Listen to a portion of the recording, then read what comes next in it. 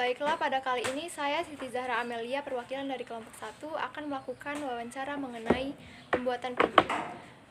Di sebelah saya sudah ada Bapak yang ingin saya wawancarai atau narasumber saya. Kepada Bapak saya persilakan. Oke, nama saya Muhammad Raffi. Saya bergerak di bidang interior, pembuatan furniture. Ya, terima kasih. Saya akan lanjut ke pertanyaan yang pertama, Pak. Sejak tahun berapa sih Bapak memulai pekerjaan ini? Kalau untuk interior ini Bapak mulai dari tahun 2013 sampai 2023, kurang lebih 10 tahun sudah. Oke, baik. Saya lanjut lagi ke pertanyaan selanjutnya. Bahan-bahan apa saja yang diperlukan dalam pembuatan pintu? Khususnya untuk interior yang saya buat ini, bahan yang utama itu multiplex atau disebut dengan plywood. Untuk proses finishingnya Bapak sering menggunakan finishing untuk interior ini HPL. HPL itu untuk proses finishingnya. Lanjut lagi, alat apa saja yang biasanya digunakan dalam pembuatan pintu tersebut? Untuk pembuatan interior ini banyak alat yang digunakan, seperti contohnya gergaji potong, gergaji tangan ataupun handsaw, planer ataupun router, bor yang utama.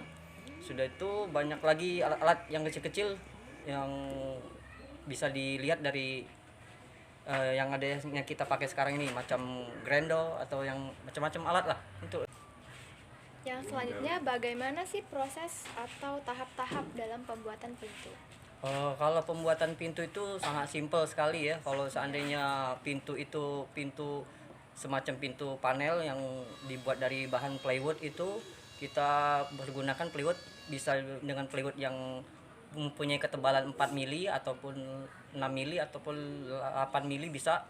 Dan kita memerlukan rangka untuk bisa mengambil ketebalan daripada pintu. Pintu biasa normalnya kurang lebih 4 cm ataupun lebih kurang sedikit, sekitar 3 cm 7 mili.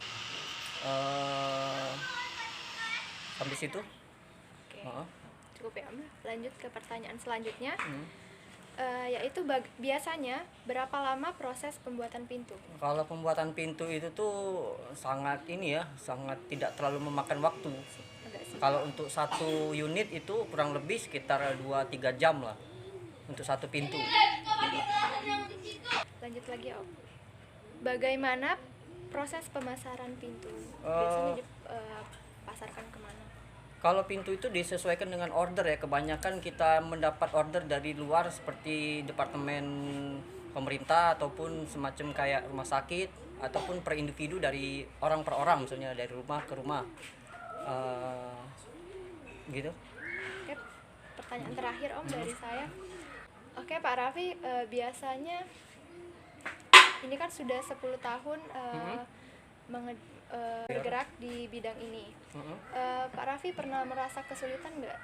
Kalau kesulitan yang pertama yang kita alami itu masalah order. Yang kedua, untuk masalah pembayaran sih disesuaikan dengan konsumen ya. Kadang-kadang kita per item itu yang ini. Dari segi kesusahan yang lainnya, masalah permodalan itu yang lebih utama ya, karena itu menyangkut kecepatan dan semacam ya kecepatan kita mengerjakan sesuatu proyek itu. Baiklah, yang pertama saya ucapkan terima kasih kepada Pak Raffi yang sudah bersedia saya wawancarai pada hari ini. Baiklah, sekian dari kami, semoga bisa bermanfaat. Saya akhiri, wassalamualaikum warahmatullahi wabarakatuh.